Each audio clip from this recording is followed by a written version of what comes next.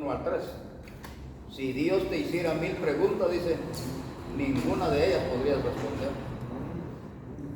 En cambio, si usted le hace 1000 preguntas a él, en el acto se las responde, rapidito. Sin titubear, se las responde rápido. ¿Por qué? Porque Él es sabio de sabios, es omnisciente, lo sabe todo.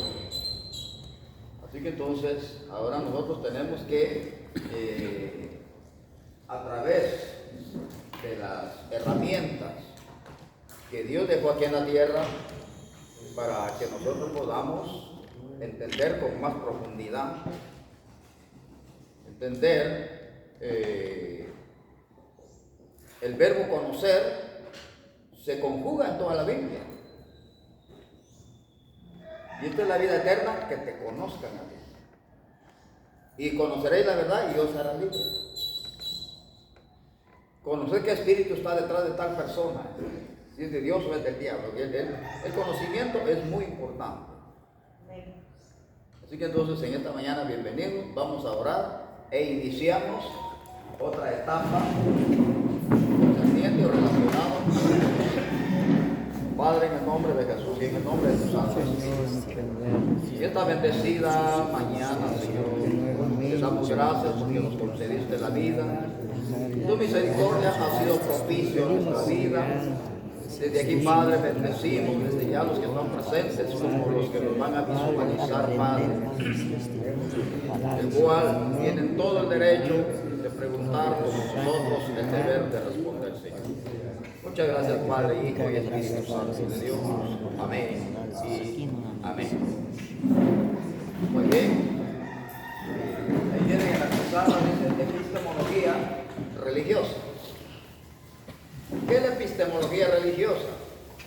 Es una ciencia que se inclina a estudiar en qué cree y por qué cree. Y a nivel del mundo hay 4.200 religiones y como genérico aparece el Evangelio ahí. ¿Es una ciencia? Es una ciencia que se inclina a conocer. Por ejemplo, yo tengo aquí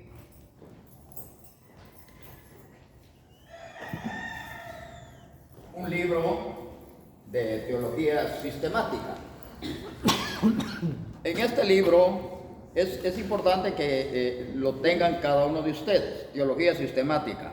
¿Para qué o qué? Pues aquí nos va a ayudar a entender algunas herramientas que hay y que sirve para el aumento del conocimiento. Es una ciencia que se inclina a conocer. Que se inclina a conocer. Las religiones del mundo, ¿en qué creen y por qué creen?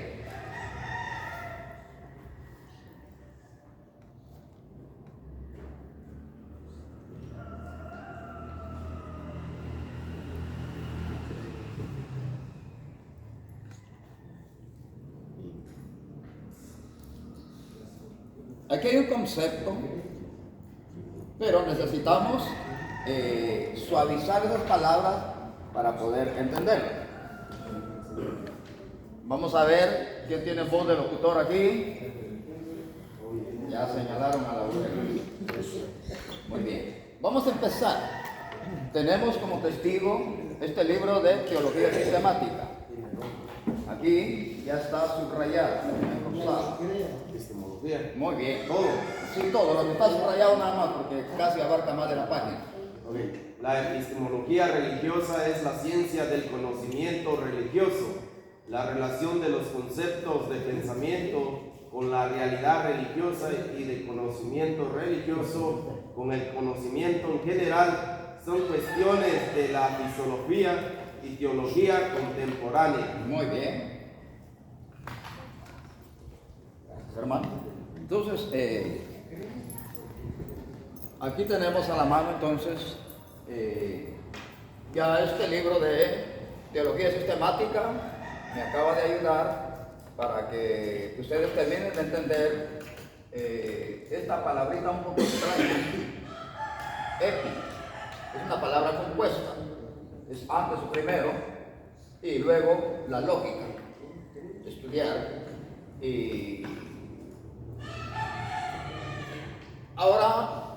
concepto de la Biblia, de la palabra religión, se escribe en griego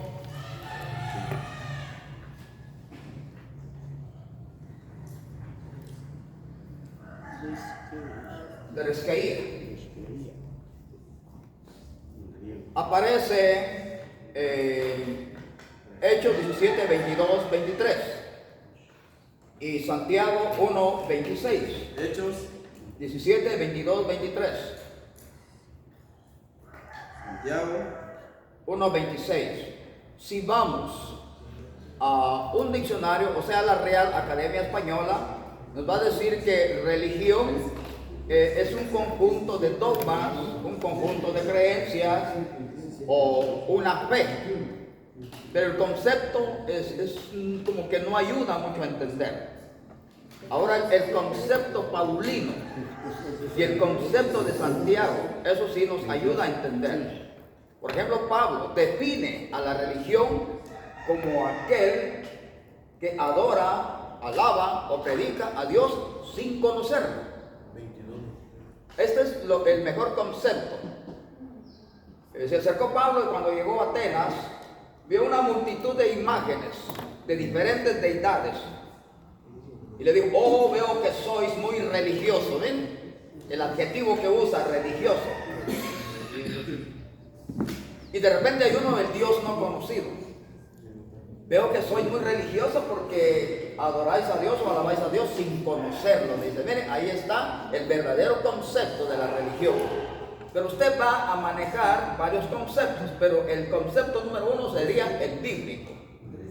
Usted agarra la Real Academia Española o la guía, que es la inteligencia artificial, y hay Wikipedia, hay diccionarios de sinónimos, total, hay bastantes ahorita dispuestos que están a la mano. Pero lo mismo coincide, que es conjunto de dogmas, conjunto de creencias, fe dispersa porque alguien tiene fe en algo, como por ejemplo aquí en Coatepeque, 10 días le dieron de culto a un señor que se llama Santiago. Y hasta los conejos vinieron y borracheras y aquí en la noche pasaban y gritando y que viva Santiago, pero bien bonito. Pero el Santiago que yo conozco no se parece en nada a ese Santiago. Porque este Santiago es chaparrito, sí, y anda a caballo, no le gusta andar a pie.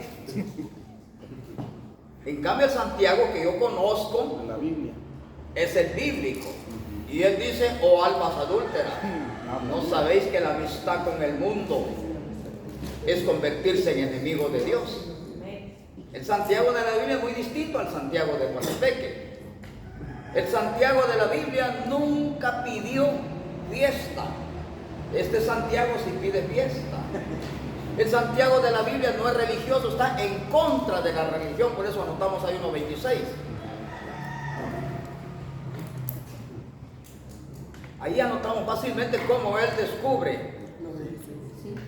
Entonces ahora la palabra, de repente aparece religión sin mácula ahí, pero recuérdese que hemos estudiado en el curso anterior que la palabra polisemia es el plural de la lingüística, o sea, el plural de significado. Así que la palabra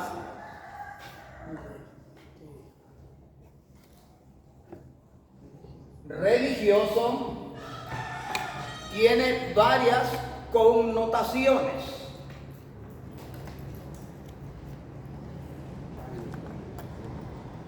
Cultuales. Cuando Santiago dice sois religioso, está diciendo cultuales.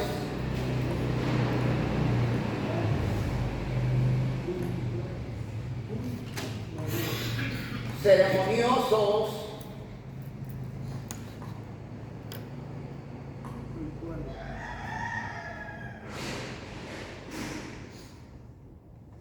reverenciosos,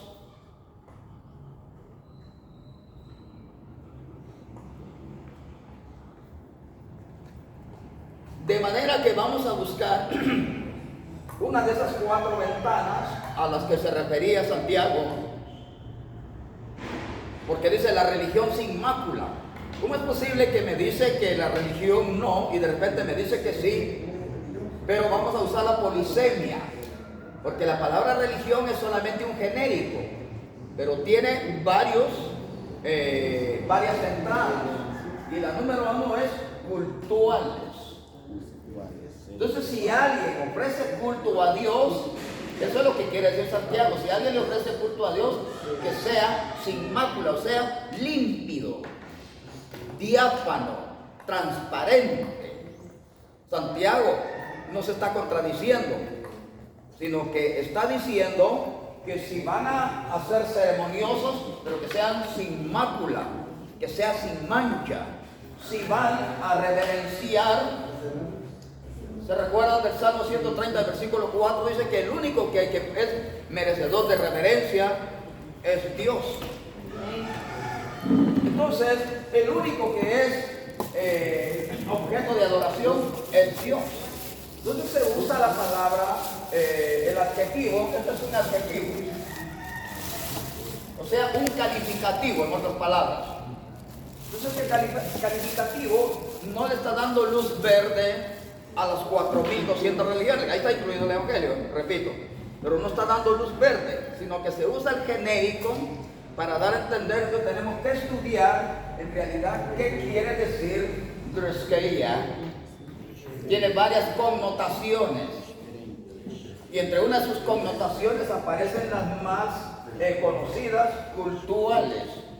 Nosotros somos cultuales porque le ofrecemos culto a Dios. Somos ceremoniosos porque ustedes celebran Santa Cena en la iglesia. Somos reverenciosos porque decimos bienvenido Padre, o buenos días Padre, o buenas noches Padre, buenas noches Espíritu Santo. Porque Él es el único reverendo, dice la Biblia. Se puede, por ejemplo, yo lo que hago, pues, a veces temprano, sí, antes de orar, salgo a veces así, a las 5, a las 4, lo saludo a Dios, buenos días, Padre, Hijo, Espíritu Santo. Perfecto, yo también lo hago.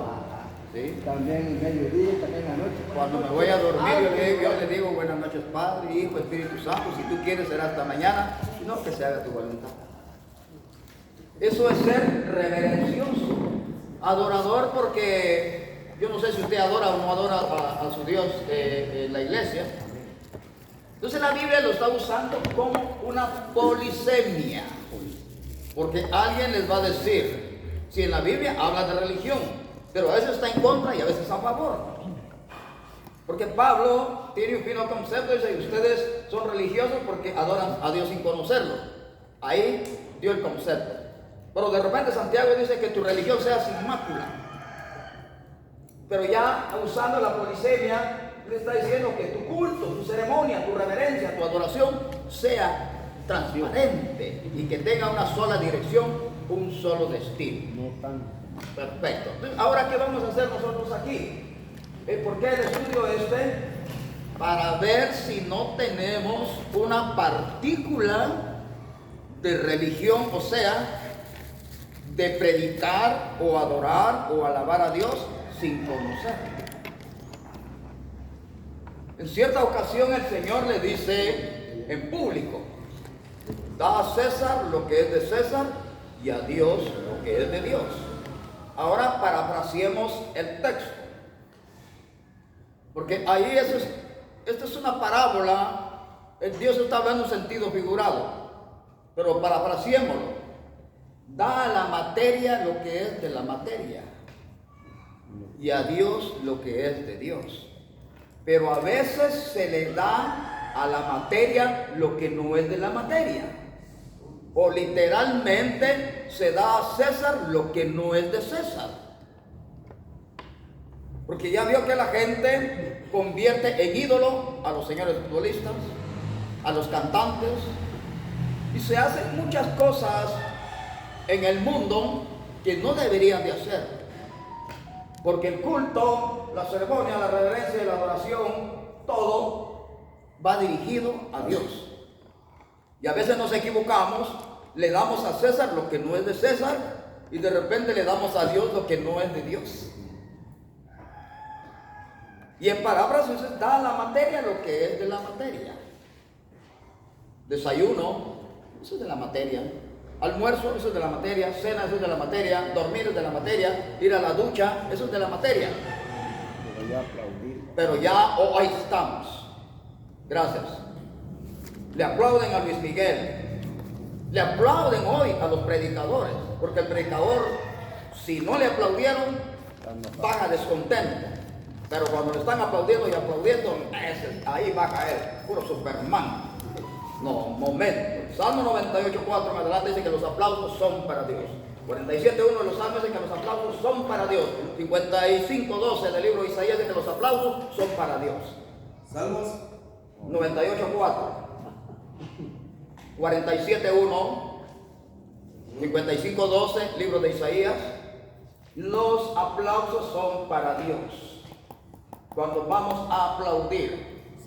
Imagínense ahorita en los estadios, ¿cuántos aplausos se dan? Le están dando a César lo que no es de César. ¿Le están dando cuenta? Eres de Dios. Y de repente le están dando a Dios lo que no es de Dios. ¿Cuándo se le da a Dios lo que no es de Dios? Por ejemplo, ahorita estamos en julio. Bueno, ya pasó ya. 17 de julio ya pasó. Pero vienen otras fiestas ahí, paganas, que se cristianizan. Ahí le estamos dando a Dios lo que no es de Dios. Rápidamente el templo de Dios se convierte en un templo religioso. Viene, por ejemplo, el más conocido, el 31 de octubre, Halloween. Pero en ese mismo día de Halloween le rinden culto a Martín Lutero. Porque fue el día, en el año 1517, 31 de octubre, cuando en Alemania empezó a clavar sus 95 tesis. Es importante y necesario que ustedes, por favor, impriman las 95 tesis de Martín Lutero. ¿Por qué razón? Porque Lutero nació religioso y murió religioso. Y usted nació evangélico y tiene que morir evangélico. Martín Lutero, él dice que salió de la Iglesia Católica, no, él no. Usted va a ver en sus 95 tesis que él solo está en contra de los papas que cobran por el perdón de pecados. Pero a otros papas él los aplaude. Así que entonces él no murió luterano, o como dicen los demás señores, oposición al evangelio, protestantes, no. Él murió católico. Hay dos catecismos, el catecismo mayor y el catecismo menor que él hizo, y la Iglesia Católica los observa. Así que hay compadrazgo todavía. Entonces, en resumen, nosotros no le debemos nada a Martín Lutero. Porque si no, tendríamos que decir que nosotros no nacimos el 7 de junio, sino que nacimos el 31 de octubre, el Día de las Brujas.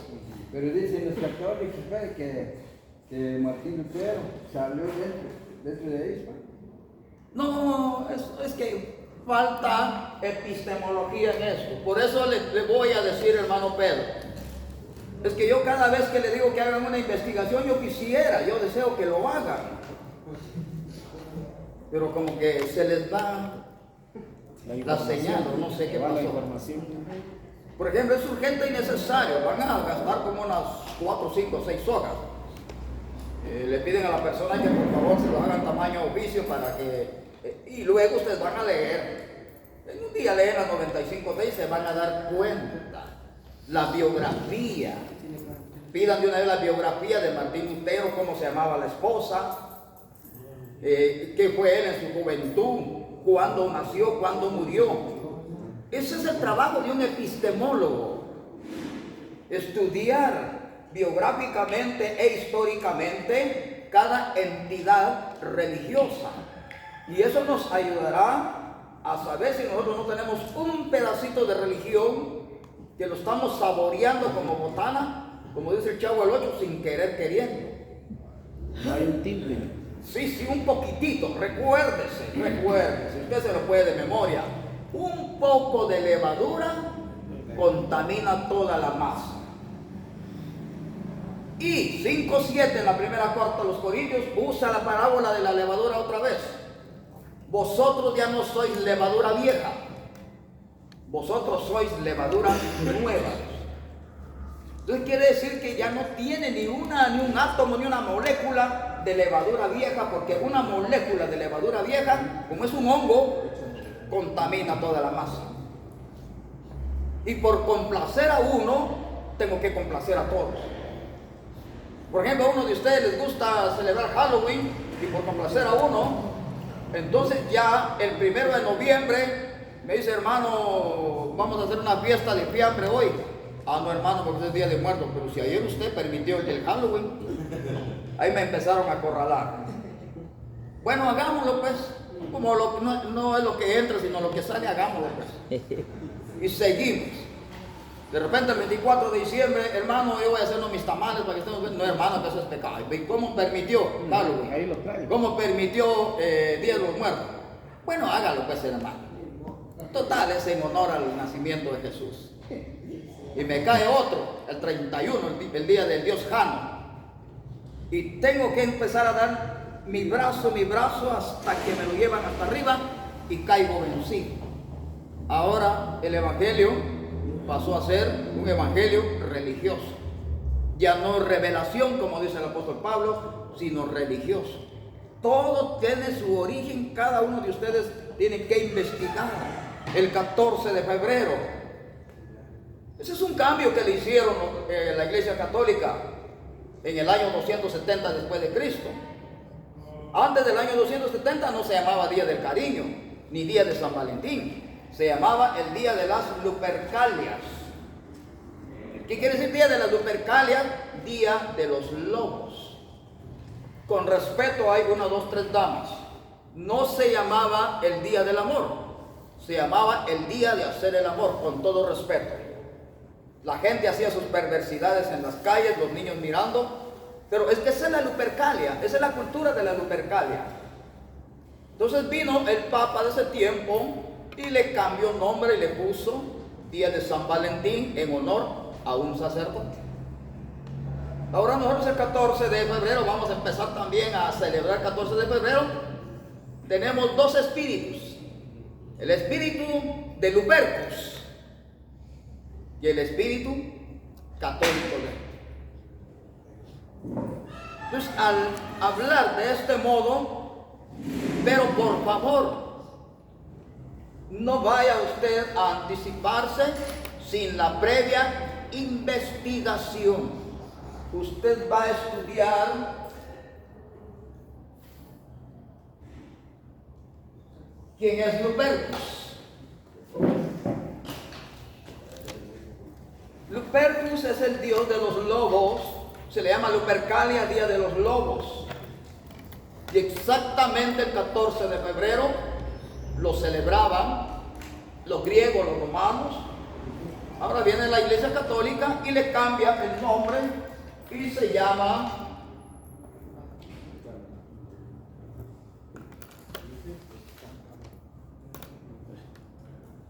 Entre comillas. Día de San Valentín, sí, porque no se origina en la palabra de Dios, no lo respalda la palabra de Dios.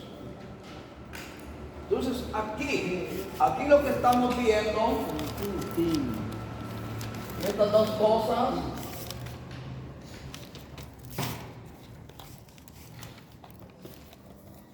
un sincretismo, o sea, una mezcla de paganismo supuestamente con Dios. Entonces cada una de estas cosas, ¿por qué un líder que Dios puso las va a prohibir? Porque ya tiene la base, no porque lo oyó en la radio, en la televisión, en una campaña, porque a veces se persigue esta clase de fiestecitas en las campañas, pero solo se da quizás un 25% o 50%, y tiene que ser la información a círculo cerrado. En el último es Sincretismo quiere decir mezcla de lo pagano con lo santo, digamos así. Voy a hacer una crítica constructiva.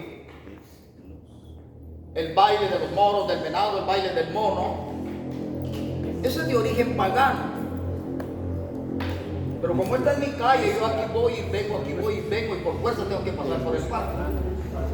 Pero como taparon aquí, los conejos estaban haciendo bulla y me fui a la otra, allá estaba el baile del venado, del mono, y no traigo a mi mente el convite. Convite. Ah, perfecto. El torito. Todo eso es de origen español y es de origen pagano. Pero se mezcló. ¿Y para qué se mezcló? Para tener contentos, más felices, alegres a la gente, y al grado. ¿Y cómo quedó el parque ya cuando yo venía de vuelta? Lleno de botes de cerveza. ¡Bravo, Santiago! ¿Dónde quedó el Santiago que dice que uno se convierte en enemigo de Dios? Pero vamos a tener nosotros una investigación. Aquí está. Usted va a estudiar el día de Lupercus, cuándo se hacía y cuándo se le cambió nombre y se le puso día de San Valentín. Todas esas fiestecitas se van a estudiar para que nos ayude a limpiar verdaderamente el Evangelio. Ahora, Claro. ¿por qué habla Santiago de religión? Religioso. Él dice, habla de una religión sin mácula. Sin mácula. Sin Santo mácula. es una religión. Pero le estoy hablando aquí que este adjetivo es una polisémica. O sea, religioso aquí, Santiago nos está diciendo, ustedes que adoran imágenes, ustedes que adoran santos, que lo hagan verdaderamente, así los van a decir todos. No, por favor, la polisémica que aprendimos en el anterior, es que la polisemia tiene varios conceptos, o sea, es plural de significado. Que no se les olvide esto, porque es importante. Estudiar la polimatía, o sea, el conocimiento de todo.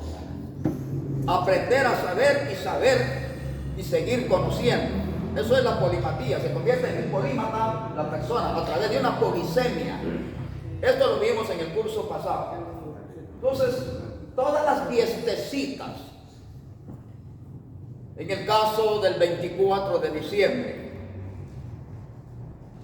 los babilonios ya le daban culto a Tamuz, pero los romanos ya le daban culto a Saturno, pero los macabeos ya le daban culto a 4 personajes del 24 de Casleu: a Dionisio, al dios olímpico, al dios hospitalario y al emperador romano. 4 personas. Porque ahí en el mismo libro de Macabeos dice, en el capítulo 4 del primero, en el capítulo 6 y el capítulo 10 del segundo, dice que exactamente el 24 de Casleu al 31 de Casleu, traducido, 24 de diciembre al 31 de diciembre, ustedes lo van a leer, que se les quede. Primero de Macabeos capítulo 4, segundo Macabeos capítulo 6, segundo Macabeos capítulo 10. Se van a dar cuenta que ellos le rendían culto a 4 personas. A Dionisio, que es el dios Baco, al dios hospitalario, al dios olímpico. ¿Quién es el dios olímpico? Tengo la perfecto aquí. Primero de Macabeos, ¿qué? El capítulo 4. Entero. Ajá. Les pedí que compraran su laminario, o convirtieran ustedes un laminario.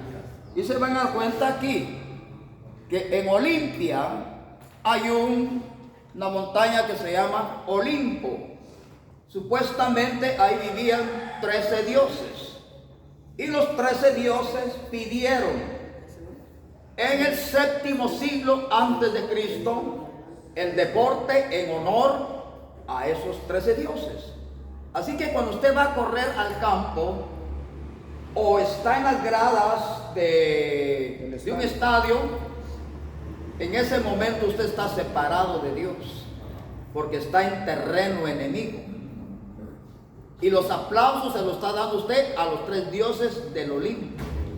13 dioses. 13 dioses.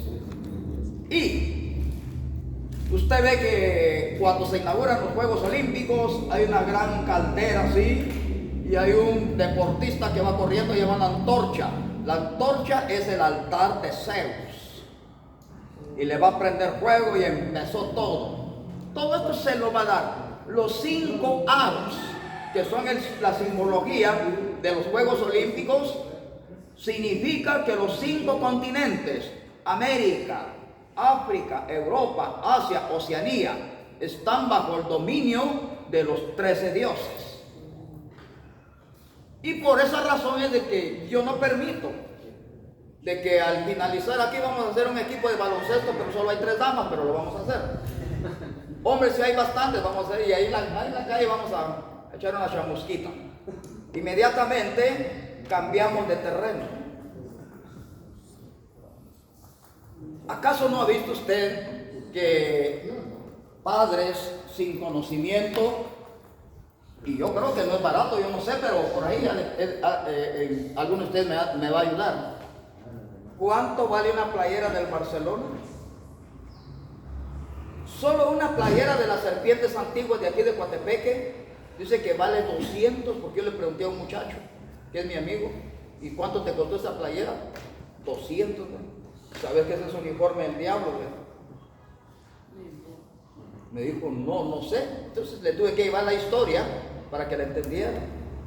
Y ahí anda con su playera del Barcelona, del Real Madrid. Hasta los chiquitos ahí andan con su playerita.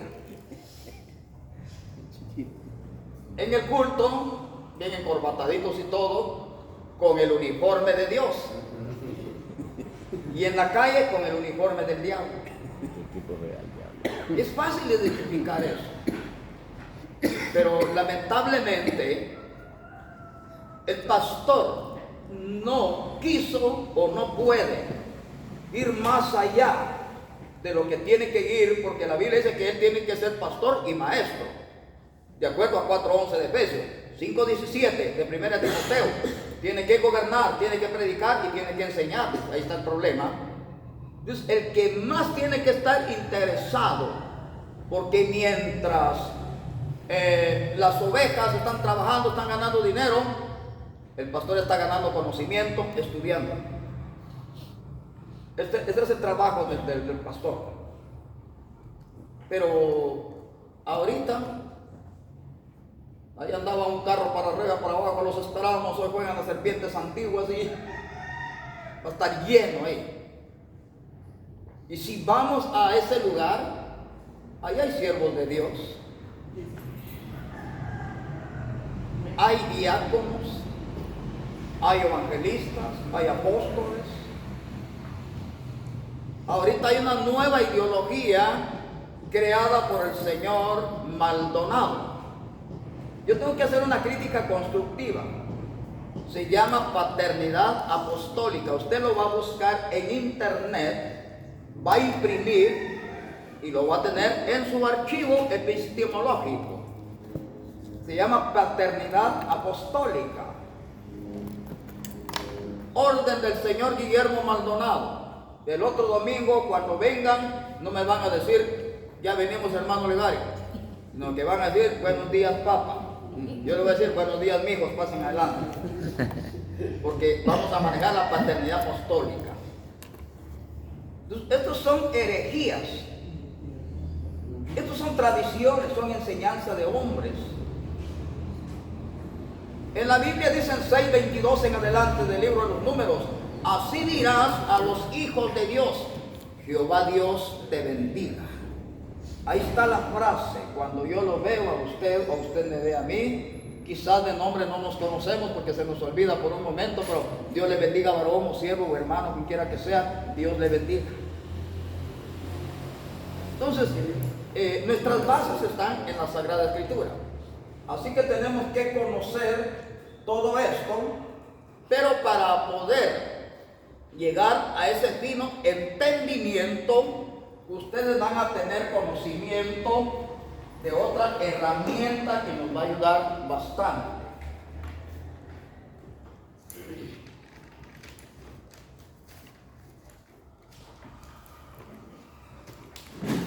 Mayéutica.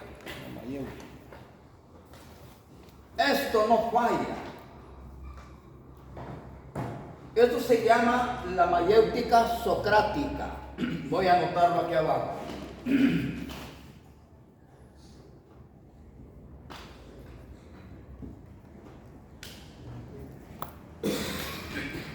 Mayéutica literalmente significa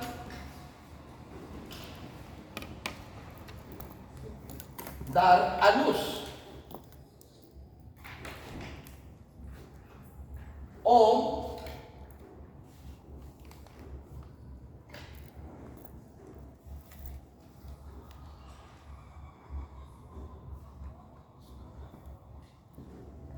descubrir por sí mismo.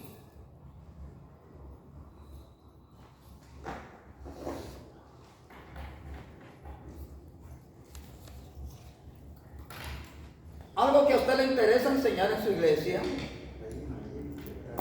con todo respeto, no vaya a empezar a cazar mariposas.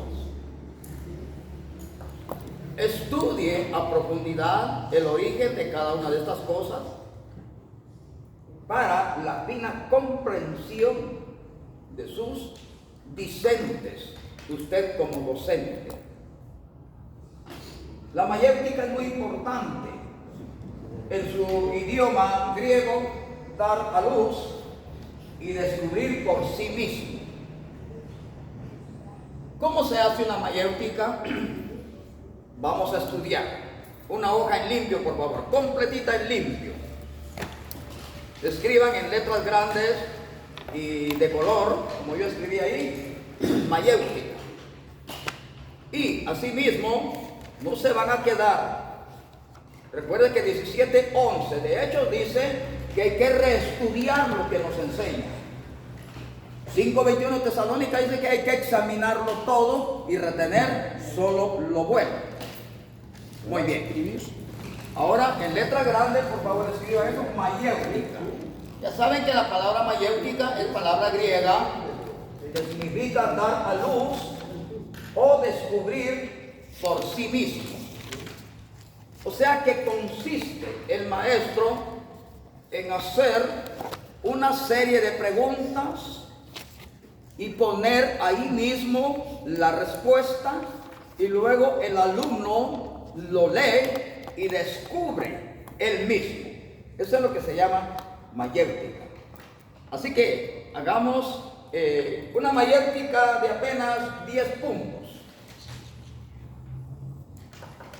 Escriban ahí, después de haber escrito la mayéutica, escriban ahí el velo. El velo, porque para empezar, primero tenemos que ver quién es el autor del velo. No es pelo. ¿Dónde está el locutor? Aquí está. Aquí está, todos estamos ahí, San Lino. Supuestamente el primer papa de la Iglesia Católica. Solo lo que está subrayado y pasa a la segunda página. Vamos a ver, ¿qué dice San Lino? Ahí está. Supuestamente el primer papa de la Iglesia Católica. Este no puede mentir porque este libro salió del Vaticano.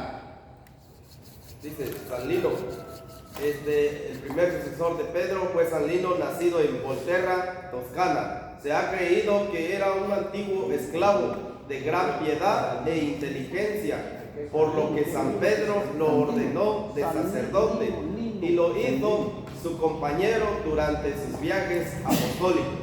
Denle vuelta a la hoja, lo subrayado. San Anacleto. Aquí ve. Los templos con cabeza cubierta. Dice, fue San Lino quien dispuso que las mujeres se presentaran en los templos con la cabeza cubierta. Muy bien. Primera pista para una epistemología, para una investigación. Cuando yo veo una iglesia evangélica que tiene una prenda blanca en la cabeza, ¿qué tiene ahí? Indefectiblemente ya está usando una doctrina católica. Ya está usando la orden de un papa, entre comillas, de un sucesor de Pedro, porque según este libro histórico, me miente demasiado, pero le estoy diciendo salió del Vaticano, no salió de mí, yo no escribí ese libro. Ese libro fue autorizado en el Vaticano. Primero dice que Pedro lo ordenó como sacerdote. Ahí no aparece en la Biblia que Pedro haya ordenado a alguien que fue compañero de Pedro en sus misiones. Mentira, porque el compañero de Pedro fue Juan Marcos. Jacobo fue el sustituto de Pedro, no San Lino de Tuscany como ellos dicen. Por eso en el capítulo 15 y en el capítulo 21 del libro de los Hechos, usted ve que el escritor Lucas ya no pone en primer lugar a Pedro, sino que ahora a Jacobo. Ahora ya Pedro quedó relegado, ahora es Jacobo el que él se pone en pie rápido.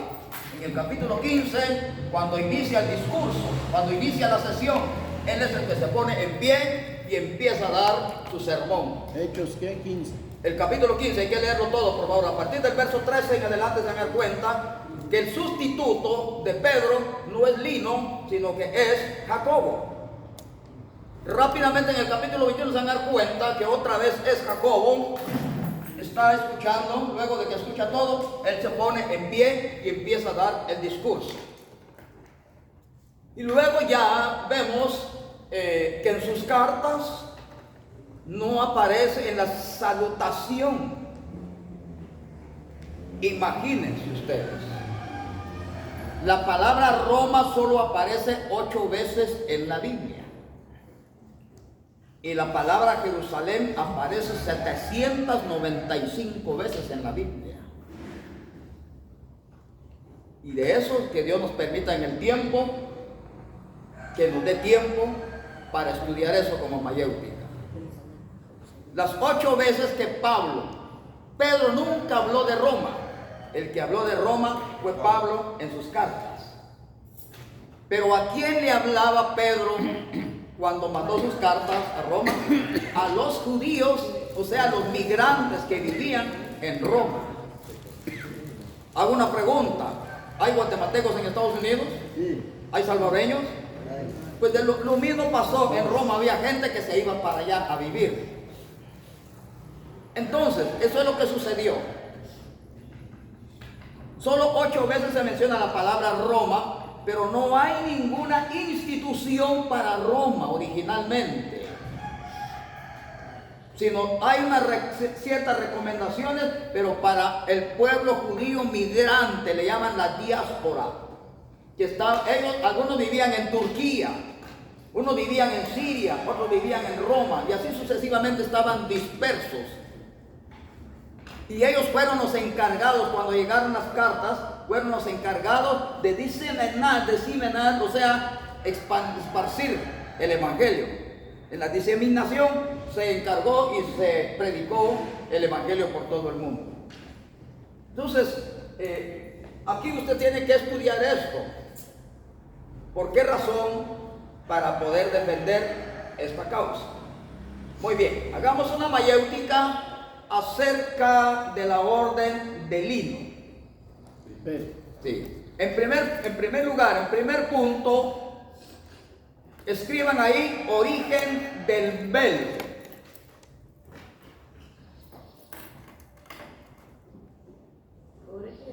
Origen del velo.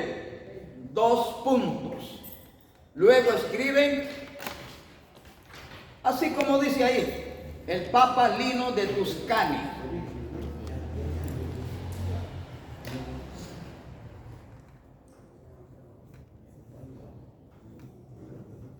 Yo respeto las doctrinas ajenas al Evangelio, pero no las apruebo.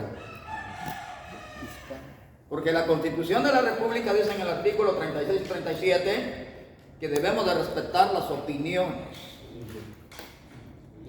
Pero respetar es una cosa, aprobarla es otra cosa. O practicarla es muy distinto. Puro católico que le duele la verdad aquí. Aquí se están contradiciendo. Que el velo dice, aquí dice un comentario. Pero la Biblia menciona que las mujeres para orar y profetizar se cubrían la cabeza. Sí, leer el antetexto y el posttexto. Pero ahorita a esta persona se le va a dar una información para que escuche y la felicitamos porque que se aguante un poquitito, ahí va la información. Entonces, origen del velo, Papa Lino de Tuscany, 2 puntos, ya anotaron ahí, origen del velo, 2 puntos, Papa Lino de Tuscany, año 67 después de Cristo. Ahí usted leyó en ese libro que salió del Vaticano, está en la Enciclopedia Católica también, o en internet usted lo puede buscar, vaya, que quien ordenó que las mujeres se taparan con un velo para entrar al templo era Lino de Tuscany. Muy bien, eso es el primer punto que hallamos para entender lo que es el velo. Ahora vamos a seguir viendo. En el punto número 2, símbolo de prostitución. 270, digo. 67 y 75. No, pero en el libro del año. Sí, el año 67. El año 67 después de Cristo. Después de Cristo. Porque ese es el año en que Roma mató a Símbolo de prostitución. no solo uno, a la mayoría de apóstoles. Irónicamente, ellos lo mataron y ellos le están dándole culto hoy. Pero así es la vida, así es la ironía de la vida. Muy bien, vamos a ver, ustedes ahí por favor anoten 38, 14, 15. Ustedes mismos van a descubrir ahí, por eso se llama descubrir por sí mismo. 38. 14, 15, Génesis. Génesis 38. Hay una muchacha que se llama Tamar. 38, versículo. 14, 15. Hay una muchacha que se llama Tamar. Y dice que se disfrazó de sexo servidora, cubriéndose con un velo, dice la Biblia. Ahí está el primer significado. Literalmente, porque en Corintios 11, 4 y 5 es sentido figurado, ahí es género literario para referirse a la prenda que Dios le puso a las mujeres, o sea, la cabellera larga. Sentido. Génesis 38:14 dice: se quitó el vestido de viuda, se cubrió con un velo para que nadie la reconociera y se sentó a la entrada del pueblo de Enaim, que está en el camino a Tinab. Hizo esto porque se dio cuenta de que Selá ya era mayor de edad y sin embargo no lo había casado con él. Perfecto. Si seguimos leyendo los antetextos, posttextos, era una vestidura, el velo era un distintivo que cualquier hombre que iba en busca de una señorita sexo servidora. Sí, porque ya el 15 dice: cuando Judá la vio, pensó que era una prostituta. Tome nota cómo describe esta. Pues ella se había cubierto la cara, entonces se apartó del camino para acercarse a ella y sin saber que era su nuera, le dijo: ¿me dejas acostarme contigo? ¿Qué vas a dar por acostarte conmigo?, le preguntó ella. Le respondió: voy a mandarte uno de los cabritos de mi rebaño, contestó Judá. Está bien, dijo ella, pero déjeme salvo algo tuyo como prenda hasta que me lo mandes. ¿Qué quieres que te deje?, preguntó Judá. Dame tu sello con el cordón y el bastón que tienes en las manos, respondió ella. Perfecto, ahí estamos. Más tarde dice la historia que se dio cuenta que estaba embarazada la Sí. muchacha. Y dijo a esa mujer: hay que mandarla a matar. Y le dijo: Señor, la persona que me embarazó a mí es el dueño de este bastón, es el dueño de este anillo, en su Biblia dice sello, y es el dueño de este cordón. Hija mía, más he pecado yo que tú, le dijo. Cometió incesto, se metió con su propia nuera. Ahora al menos en Corintio es en sentido ¿qué? Eso es género literario, porque es una figura para referirse a la cabellera de la mujer. Por eso hay que leer el texto completo, el párrafo completo. Y si no lo entendemos en la Reina Valera, hay 82 Biblias gratuitas ahí en internet. Ese párrafo lo vamos a leer durante 82 Biblias y Es 11. nos va a ayudar a entender entonces en un examen minucioso a ver qué realmente es lo que Pablo estaba diciendo. Porque si no, el mismo Pablo se contradice. En 3:14 al 16 de la segunda carta a los Corintios, Pablo está contradiciendo lo que me está diciendo ahí en la primera carta. En la segunda carta, dice 3:14 al 16, él dice: los que ya se convirtieron a Cristo, quítense el velo. Porque el que ya es de Cristo tiene que serlo sin velo. ¿Qué pasa aquí? Como que se está confundiendo. No, en 3:14 al 16 es género literal. En 11:4-5 es género literario. Por favor, hay que tomar en cuenta estos dos géneros. Pero al finalizar el texto dice: con todo esto, dice, si alguien quiere contender, que lo haga, pero nosotros no tenemos tales costumbres dentro de la iglesia. Entonces, yo creo que alguien bien puede contradecir, tiene derecho a refutar, pero solamente que no tienen un concepto base como para decir esto es literal. El desconocimiento del género literal y el género literario en la Sagrada Escritura nos va a ayudar bastante. Yo no sé cómo dice allá en su versión 3:14 y 16. Dice el 14: pero ellos se negaron a entender esto, y todavía ahora, cuando leen la antigua alianza, ese mismo velo les impide entender, pues no les ha sido quitado, porque solamente se quita por medio de Cristo.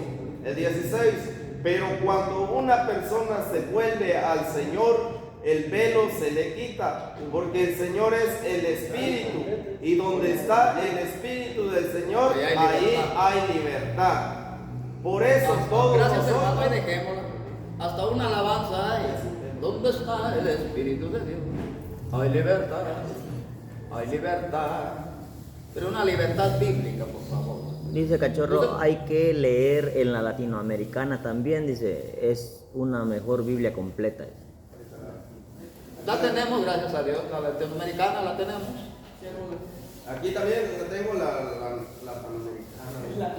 Latinoamericana. A pesar de todos, sus mentes siguen ofuscadas, y el velo aquel que solo Cristo puede destruir permanece sin descorrer hasta el día de hoy cuando leen las escrituras de la antigua alianza. El 16: solo cuando se conviertan al Señor desaparecerá el velo. Ahí está. Está claro. ¿Qué más? No solo hay una latinoamericana, hay 4 latinoamericanas.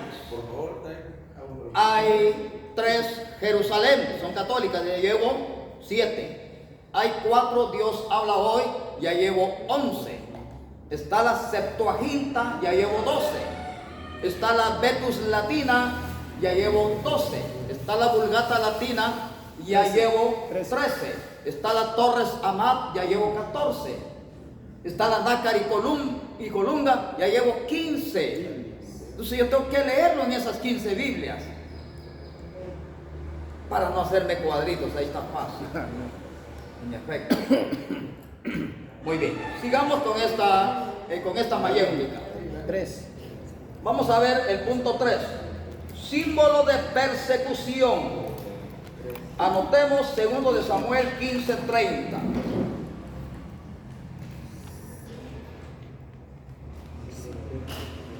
Símbolo de Persecución. 2 de Samuel 15:30.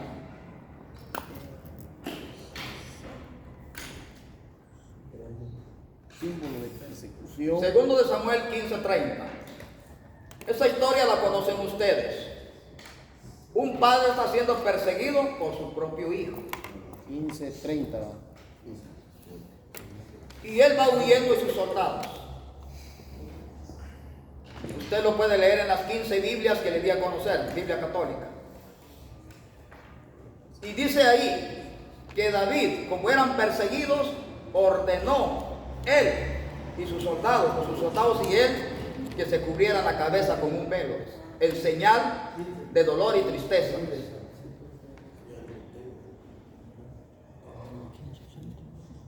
Pero pues, por eso se llama mayéutica, porque usted lo está escribiendo y usted lo va a leer y usted se va a dar cuenta de si sí o no.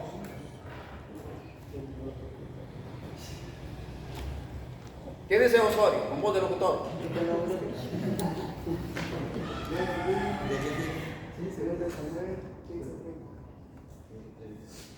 Traigan dulce para la voz del locutor, que ya no.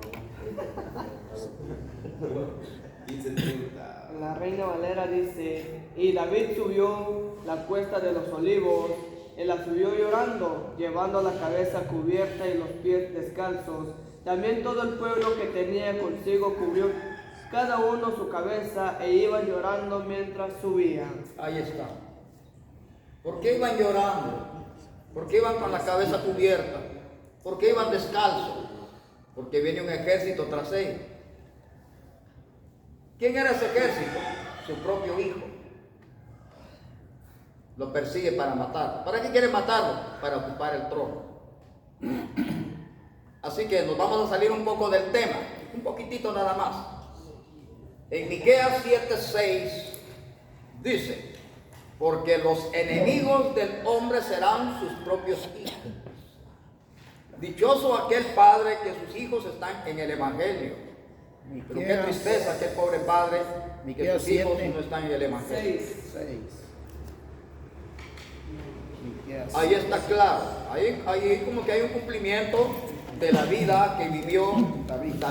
Dice, por eso no confíen en nadie, ni crean en lo que otros les digan. Tengan cuidado de lo que hablan, porque los hijos y las hijas no respetan a sus padres. Las nueras desprecian a sus suegras, y nuestros peores enemigos los tenemos en la familia. Por eso no confíen en nadie, ni en su propia esposa. ¿Se está dando cuenta? En la Reina Valera dice: no confíe de la que duerme a tu lado. Dice Miqueas Entonces usted con mucha madurez, por favor. Usted como siervo de Dios no puede perseguir a otro pastor que usted nota que sus hijos andan perdidos. Porque hay dos tipos de pastores o líderes en la Sagrada Escritura que le hablaron a sus hijos, pero sus hijos no entendieron. Y hay un pastor que sí no habló a sus hijos, en el caso de Elí.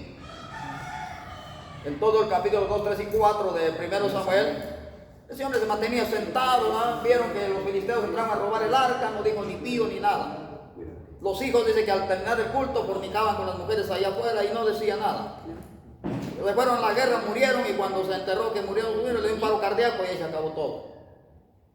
En cambio, había otros padres, como por ejemplo Aarón, le llamaban la atención a sus hijos, pero no hicieron caso, fuego los consumió cuando estaban en el atrio de Dios, ahí en el templo.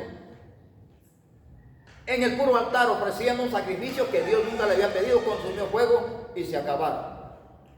Josué dijo en 24:15: mi familia y yo serviremos a Jehová. Pero ¿qué dice Jueces capítulo 2? Que cuando se murió Josué, todo se acabó. Todos se perdieron, se pervirtieron. Entonces, yo creo que el trabajo nuestro es predicar la palabra de Dios y decirle a las personas que sí es necesario que le hablen a sus hijos, porque es un mandamiento. En 6:6 al 8 de Deuteronomio dice: en tu cama, en el trabajo, en el camino, donde quieras, en la mesa, háblales de la palabra de Dios cuando te pregunten quién es Dios y por qué esto, y lo llevarán como señal en su frente o en su mano derecha. Ahí está muy claro. Sin embargo, se dio cuenta que aquí David, perseguido por su propio hijo. Ahora, ¿qué hace él? En señal de tristeza y persecución, cubrirse con un velo. Vamos al número 3. Sigamos con esta mayéutica, porque la verdad la está descubriendo usted mismo. 4. Vamos al 4. Símbolo de cultura social. Isaías 3, 9, 18, 22. Isaías 3, 9, 18, 22. 3:9. 3, 9, 18 al 22. Aquí, como que le va a dar un poco de risa, pero al usted leer el versículo 9, dice, cuidado con las costumbres de los sodomitas, dice. Tome nota, al empezar a leer el 9, cuidado con las costumbres de los sodomitas. ¿Cuál era la costumbre de los sodomitas? Ahí lo vamos a ver en el 18 al 22, cubrirse con un velo, pintarse, adornarse de joyas, los tobillos adornados de joyas, bien aperfumados, dice. Y ya me imagino el andadito que tenía. Entonces póngase a pensar, porque el versículo 9, es que usted no puede leerme solo el 3, 18 y 22 y atacar a todo lo que es religión.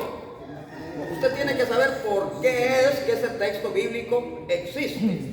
En el versículo 9 dice que es una costumbre sodomita la que el pueblo de Israel estaba viviendo en ese tiempo. Aquí dice, todos ellos son culpables, en la cara se les ve. Nadie esconde sus pecados, ni siquiera los disimulan. Se están portando igual que los habitantes de Sodoma.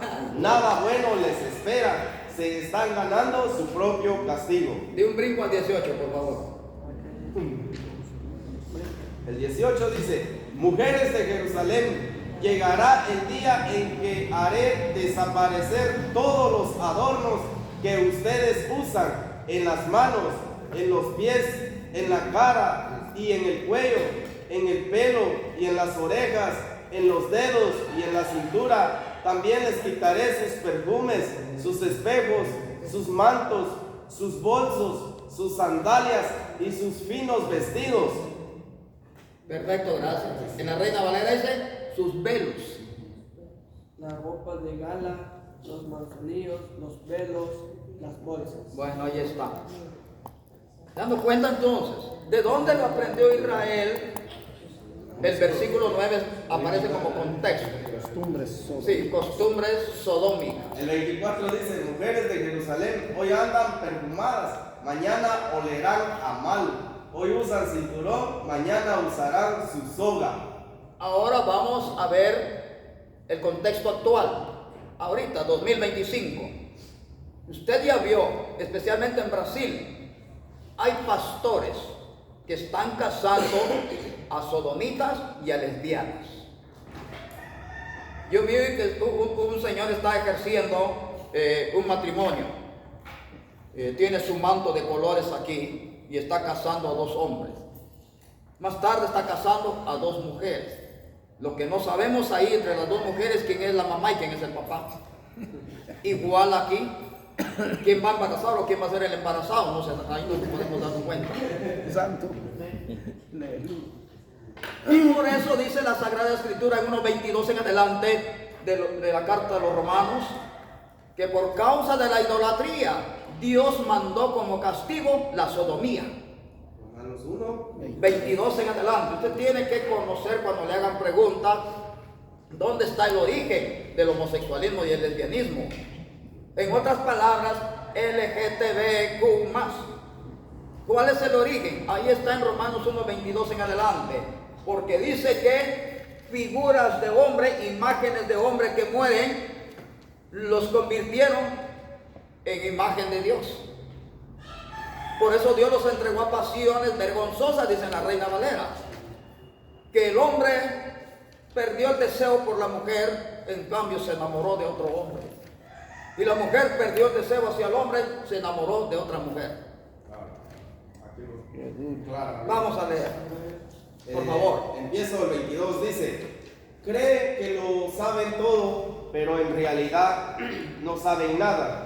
En vez de adorar al único y poderoso Dios que vive para siempre, adoran a ídolos que ellos mismos se han hecho, ídolos con forma de seres humanos, mortales al fin y al cabo, o con forma de pájaros y animales de 4 patas y de serpientes. Por eso Dios los ha dejado hacer lo que quieran, y sus malos pensamientos los han llevado a hacer con sus cuerpos cosas vergonzosas. En vez de adorar al Dios verdadero, adoran a dioses falsos, adoran las cosas que Dios ha creado, en vez de adorar a Dios que las crió y que se merece ser adorado por siempre. Amén. Por esa razón, Dios ha dejado que esa gente haga todo lo malo que quiera. Por ejemplo, entre ellos hay mujeres que no quieren tener relaciones sexuales con los hombres, sino con otras mujeres. Y también hay hombres que se comportan de la misma manera, pues no volvieron a tener relaciones sexuales con sus mujeres, sino que se dejaron dominar por sus deseos de tener relaciones con otros hombres. De este modo hicieron cosa vergonzosa los unos y los otros, y ahora sufren en carne propia el castigo que se buscaron. Profecía, eso último que acabo de decir, profecía, se cumplió en el año 1980. Se descubrió en África el primer contagiado del síndrome de inmunodeficiencia adquirida con el acrónimo de SIDA. ¿De dónde vino el SIDA? ¿Sabe cómo lo ocultaron, cómo lo enmascararon? Que un hombre había tenido sexo con un mono. ¿Pero por qué ese mono no contagió de SIDA a los demás monos? Esa es la pregunta. Porque ahí quedó la teoría, hasta ahí. Que un hombre tuvo sexo con un mono, muy bien. Si ese mono le pasó el SIDA, ¿por qué ese mono no contagió a los demás monos? O a las monas, en otras palabras. Porque yo nunca he visto monos homosexuales ni monas lesbianas. ¿Por qué no siguió el contagio? No, ahí está la profecía bíblica. Número 1, el origen de la homosexualidad y el lesbianismo es porque se entregaron a hacer imágenes humanas, leyó él, imágenes humanas, haciéndole creer a las personas que ese es Dios.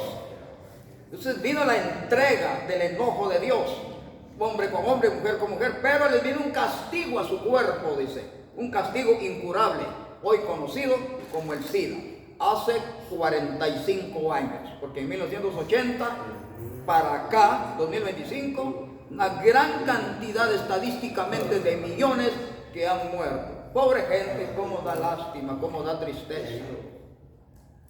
Cuando usted tiene una gripe, ¿acaso no le aburre estar tomando una Virogrip diario, hasta da náusea estar tomando diario? Pero a unos 3 días usted ya está libre, ya gracias a Dios. En cambio, una pobre persona que pedimos desde aquí que se arrepientan y que se salven por misericordia, pero que abandonen todo esto para que Dios tenga misericordia de ellos y que ya no sigan en ese doble pensamiento de doble personalidad para que alcancen la salvación, pero que salgan de ahí, no que sigan ahí. Entonces imagínense una persona que está contagiada de ese síndrome de inmunodeficiencia adquirida. Hay que tomarse 20 pastillas diarias. Se llama cóctel. Pobre gente, imagínense. 20 pastillas diarias. Por eso, como dijo el hermano Pedro López de aquí. Hernández. Machete, estate en tu vaina, dijo él. Y Pedro López, tabla sinóptica. Están dando cuenta de la epistemología, nos da un rendimiento para que vayamos, ¿entendés? Entonces la costumbre israelita vino, lo aprendieron, no de una cultura sana, sino de una cultura insana, insalubre.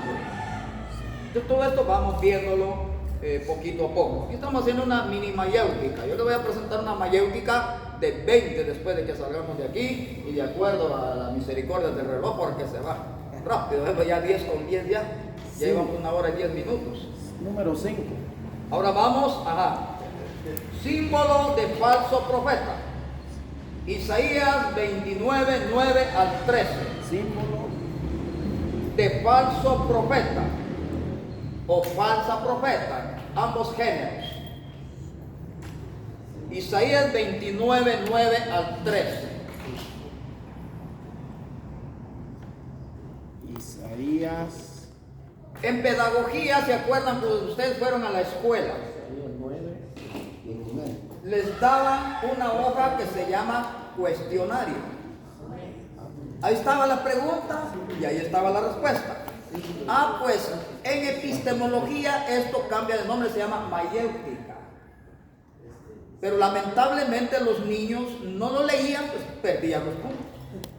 O hasta hoy así se da. Sí. Pero dan cuestionarios, a la hora del examen lo tienen que llevar de memoria.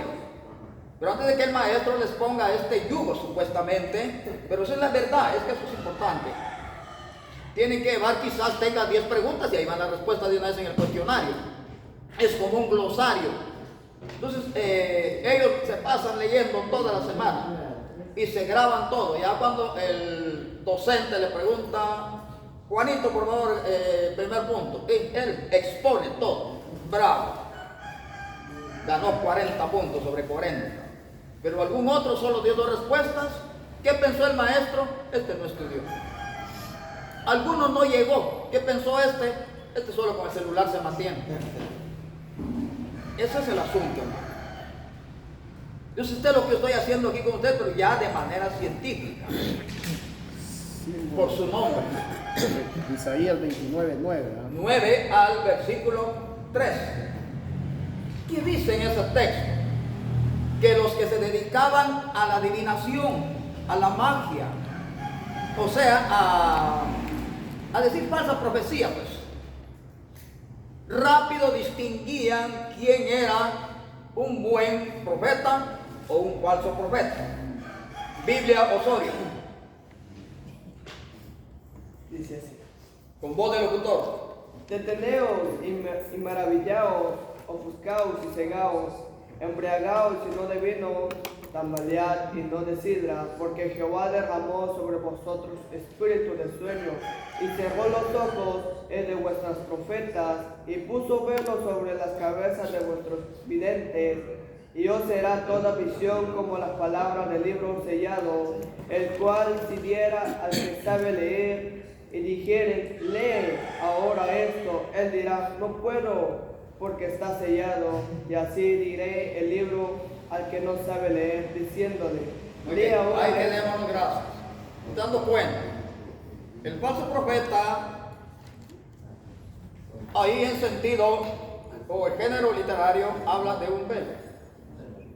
Ese velo es lo falso que es esa persona a través de la ignorancia que lleva dentro de sí esa persona. Pero se utiliza o se emplea la palabra velo. Hoy hay muchos falsos profetas. Y de manera literal, en Miqueas 3:5 no se ha dicho mucho esto, está de memoria, se lo pueden ustedes. En Miqueas 3:5 dice, el falso profeta llega, si le dan, él predice bendición. Pero si no le dan, predice maldición. Así que en esta mañana yo les voy a pedir 100 quetzales a cada uno de ustedes y voy a declarar y voy a decretar bendición sobre ustedes. Pero si no me dejan 100 quetzales, voy a declarar y voy a decretar maldición sobre ustedes. Miqueas 3:5. Entonces, ahí se emplea otra vez la palabra velo. ¿Para qué? Es una distinción, o para que nosotros hagamos la distinción entre el que es falso y el que es verdadero. El apóstol verdadero muere por la verdad. A ver, ¿quién trajo Biblia? Vamos a ver 18:20 de Apocalipsis.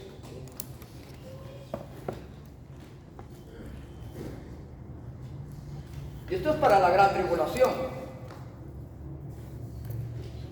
Alégrate sobre ella, cielo, y vosotros, santos, apóstoles y profetas, porque Dios ha hecho justicia en ella. Muy bien. Vamos a hacer un paréntesis.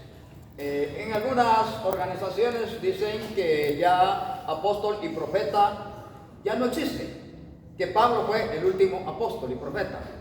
Pero esos apóstoles y profetas que están ahí siendo muertos son en la gran tribulación. ¿Quién los mató? Roma. ¿Quién les cortó la cabeza? Roma. Pero ¿cuál es la esperanza? Alégrate, apóstol, alégrate, profeta, porque ya viene el día de tu redención. Pero con la diferencia que en el capítulo 2 de Apocalipsis también nos habla de falsos profetas. Ahí dice, has probado a los que son falsos profetas y los has hallado mentirosos. Entonces, en el libro de Apocalipsis aparecen originales como imitaciones.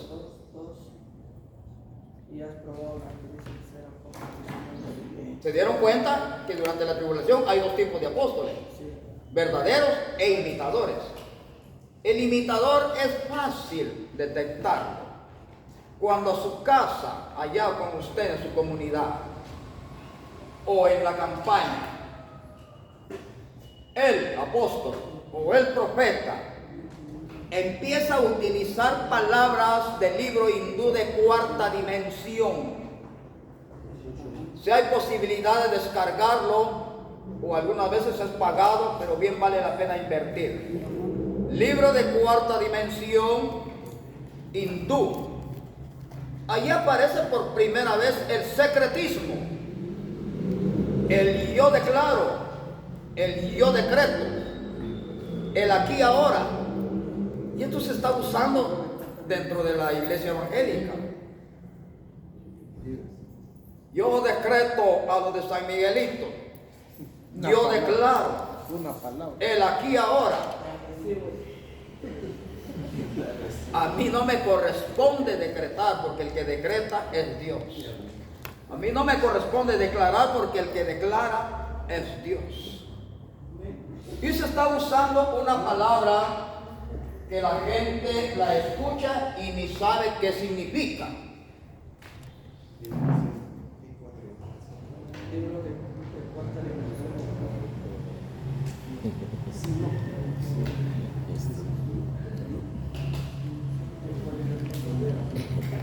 Se está usando esta terminología ahorita, empoderamiento.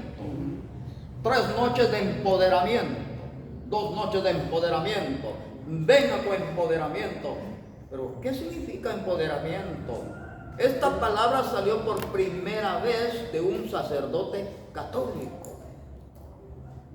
Ustedes van a escribir ahí origen de la palabra empoderamiento, sorpresa, un sacerdote católico. Pero ¿qué quiere decir empoderamiento?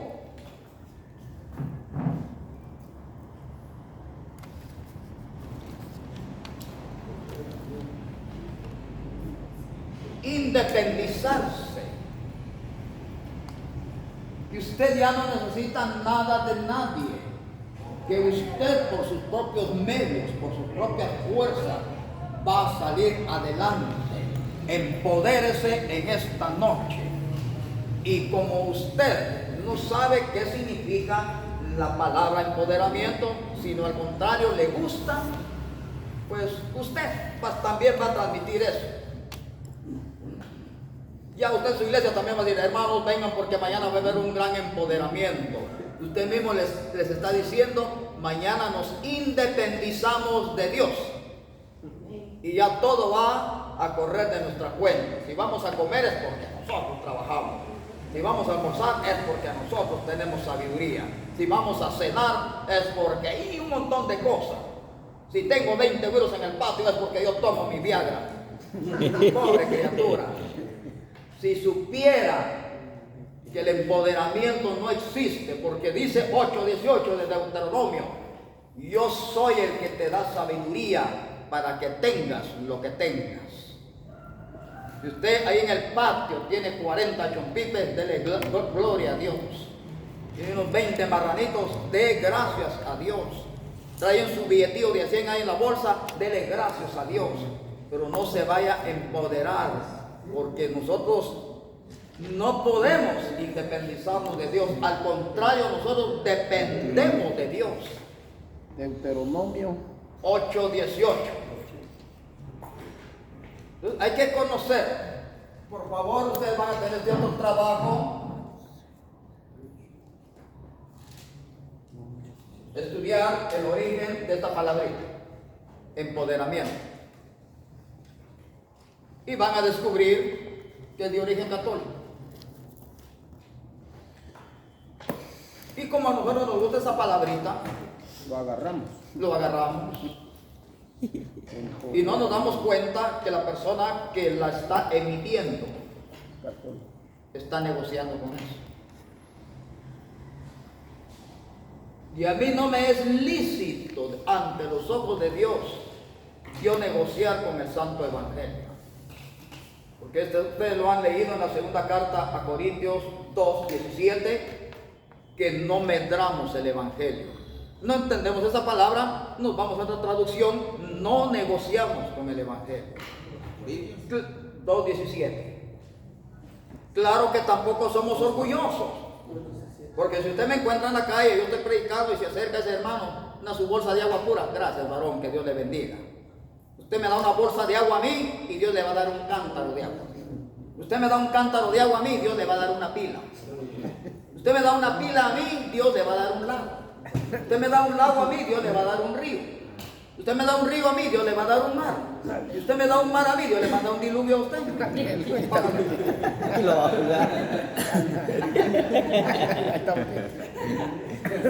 ¿Cuántos mares existen en todo? ¿Quiere más? Son 5 océanos. 5 océanos. Nosotros aquí los americanos estamos rodeados de 2. Ahí por Izabal, por Puerto Barrio, tenemos el Atlántico, aquí tenemos el Pacífico, pero hay otros 2, está el Ártico y está la Antártida y está el Océano Índico, 5. En total son 362 millones de kilómetros cuadrados de agua. Tierra, solo 148 millones. El hermano quiere los océanos. Si es católico o sabático. Servidor del Evangelio. Hermano pastor, pregunte, disculpe una pregunta. Entonces es malo decir la palabra empoderamiento, porque fíjese que yo utilizo esa palabra, pero yo la utilizo diciéndole al Espíritu Santo, empodérame con tu Espíritu Santo, porque necesitamos empoderarnos del Señor. Sí, pero hay que conocer el concepto de la palabra. Por eso le estoy preguntando. Porque a veces nosotros necesitamos que el Señor nos empodere con su Espíritu, porque hay veces hay valles y necesitamos que el Espíritu Santo nos ayude, nos empodere para poder seguir adelante, poder alimentar a otras personas. Yo le aconsejo que haga la oración de Ezequiel, 37:9 de Ezequiel. ¿A quién le oraba Ezequiel? Al Espíritu Santo. Él decía, Espíritu Santo, tú que das vida a los huesos secos, dame vida a mí. Estaba pasando por momentos difíciles Ezequiel y el Espíritu Santo lo fortalecía. Muy bien. No, pedir los frutos del Espíritu Santo. Oh Espíritu Santo, dame tus frutos, el derramamiento de tu Espíritu. Pero ya son las funciones, ahí no hay problema. Ahora en el momento pedir de prueba. para cambiar la forma de orar. Sí, es que hoy la palabra empoderamiento lo usan ellos por lo económico, de ya no sufrir enfermedades. Y la Biblia dice en 14, 22, 23 del libro de los Hechos, que para poder entrar al reino de los cielos es necesario hoy 2025 pasar por muchas tribulaciones. 9, 15, 16, libro de los Hechos dice, instrumento me eres escogido, pero yo te mostraré cuánto tienes que padecer por representarme. Entonces ahí está el asunto, no es de estar ahí acostadito con el litrito de coca y no. Es que aquí estamos aprendiendo, hermano pastor, entonces nosotros siempre tenemos aquello de preguntar. Pues. Perfecto, a eso viene, no se preocupe, a eso viene. Nosotros tenemos que preguntar, porque tenemos que ser sinceros cómo utilizamos las palabras. Perfecto, Por hermano. eso se agrada a Dios que seamos sinceros y hacerle ver cómo utilizamos las palabras. Perfecto, no hay problema, a eso viene, a aprender, y mi deber es descubrir eso. Dice Ernesto Mendoza, decirle también que acepte el debate con Pastor Eduardo Gutiérrez. ¿Quién es Eduardo Gutiérrez? Eduardo Gutiérrez es un pretribulacionista y él predica que la iglesia se va antes de la tribulación. Pero lamentablemente, yo he visto los videos de él cuando debate con Luis Toro, pero ninguno llegan a ninguna conclusión. Entonces, hace como unos 3 años, en directo, hasta en Telemundo salió ese video. Me llamó a debatir, pero ¿yo qué voy a ir a hacer a Venezuela? Si apenas puedo ir ahí. Ayer, el viernes andaba por Sololá, 5 horas para allá y 5 horas para acá.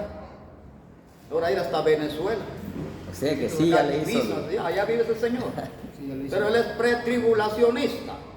Entonces él está basado. Él tiene que conocer, o la persona que me está viendo ahorita, ¿de dónde nace un pretribulacionista? Un pretribulacionista nace de la visión de unos católicos, Emanuel Lacunza, Margarita McDonald, católico, que tuvieron una revelación que la iglesia se iba en secreto. Y de ahí tomaron eso y se expandió, se volvió pandémico. El doctor Scofield, que hay Biblia también Scofield, él también fue uno de los defensores del rapto secreto. Pero la Biblia dice que el arrebato no es secreto, es audible y es visible. Número 2, tenemos que preguntarle a la Biblia, ¿a quién escribió Mateo? ¿A quién escribió Marcos, Lucas y Juan? Nos damos la sorpresa. Mateo le escribe a los judíos, Marcos, Lucas y Juan le escriben a los gentiles. Pero la misma información que Mateo le da 24, 29 en adelante a los judíos, la misma información le da Marcos a los gentiles, Marcos 13, 24 en adelante. Y Marcos usa un pronombre.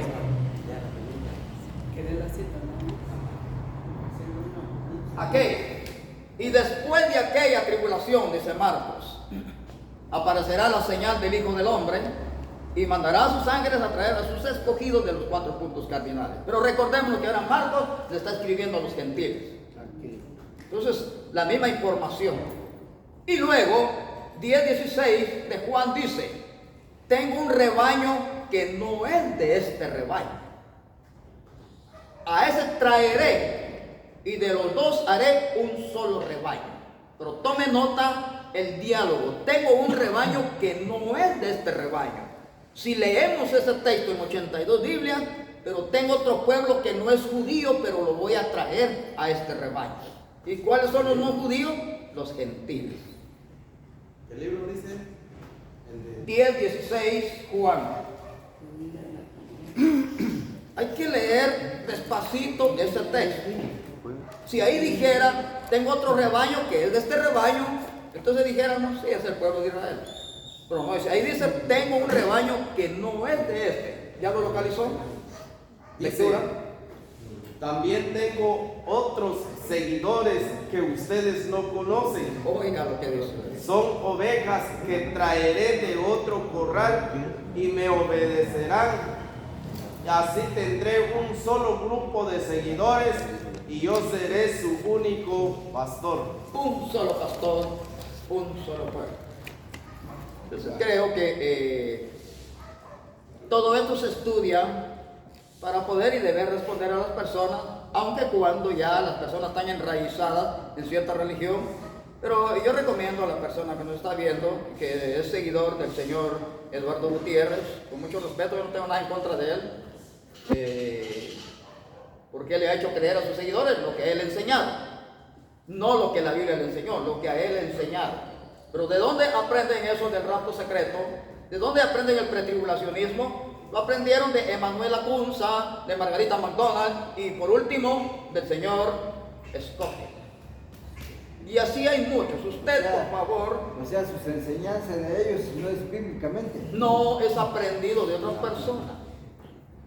Tabla sinóptica. Porque ellos dicen que la esposa se va antes de la tribulación. Pero ahora en 22:17 de Apocalipsis, ¿quién es esa otra esposa que está ahí con el Espíritu Santo? La esposa del Cordero. Por favor, en otra versión, 22:17 de Apocalipsis. El Espíritu de Dios y la esposa del Cordero dice: Oigan, por favor. Ven, Señor Jesús. Y todos los que estén escuchando digan: ven, Señor Jesús. Y el que tenga sed y quiera agua, que venga y toma gratis del agua que da vida eterna. Muy bien. Esposa del Cordero. ¿Cuántas esposas tiene el Cordero? Una nada más. Novia en el Antiguo Testamento, una. Pero ya en el Nuevo Testamento ya no se habla de novia, se habla de esposa, pero una esposa preparada. ¿Por qué preparada? Porque hay 3 tipos de preparaciones. Hay que prepararnos intelectualmente, teológicamente, pero hay que prepararnos para morirnos también, para poder estar preparados para el día del juicio. Dice, lea Tesalonicenses 4:13 al 18 y se dará cuenta que no es pensamiento de hombres. Muy bien. 4:13. Pero lamentablemente solo me leyó el 14, no me leyó el 13. Ese es el problema. Porque el versículo 13 dice: hermanos, no quiero que ignoréis acerca de los que durmieron.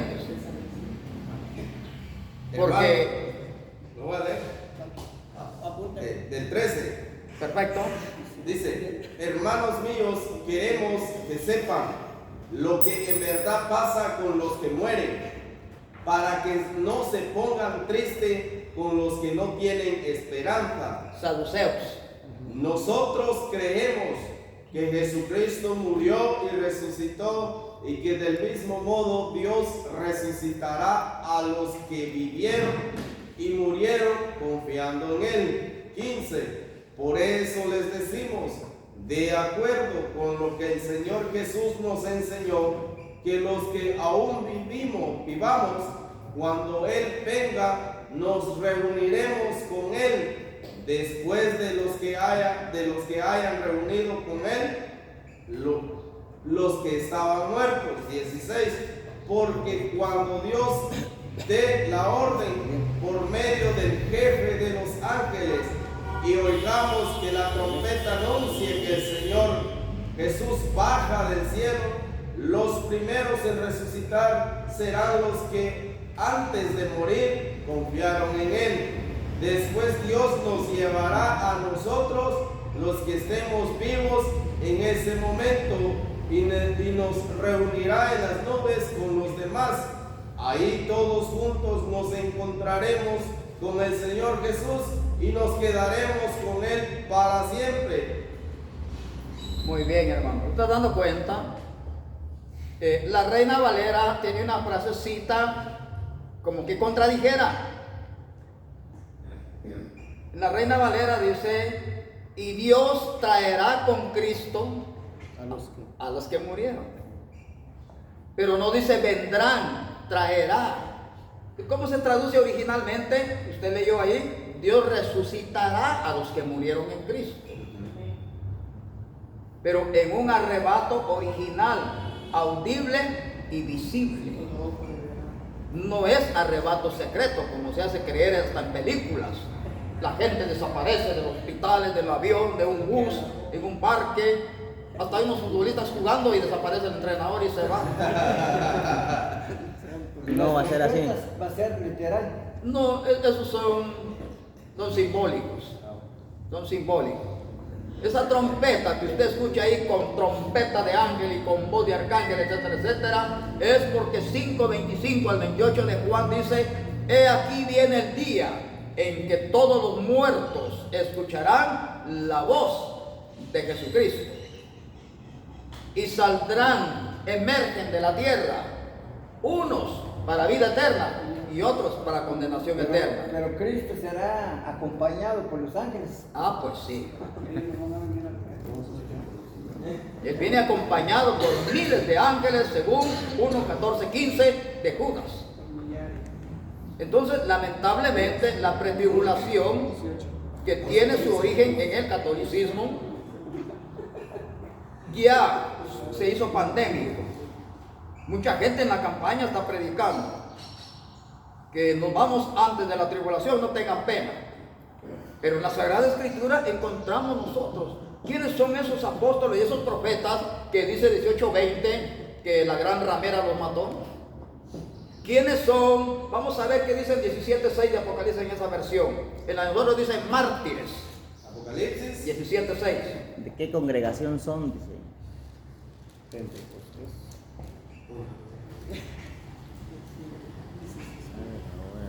17:6 dice: luego me di cuenta que las mujeres se habían bebido el vino y se habían emborrachado con él.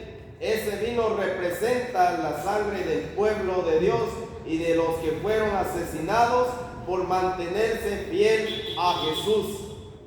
Son fieles. En la tribulación. No son caídos, como dice en la falsa pretribulación, el falso pretribulacionismo, que son gente que no creían en Dios o caídos. Si ahorita no se reconcilian, que hay oportunidad, menos en la gran tribulación, hermano. Solamente que la diferencia está en 9:4 de Apocalipsis, que los que no van a sufrir daño son los que tienen el sello de Dios en su frente. Para la perdición.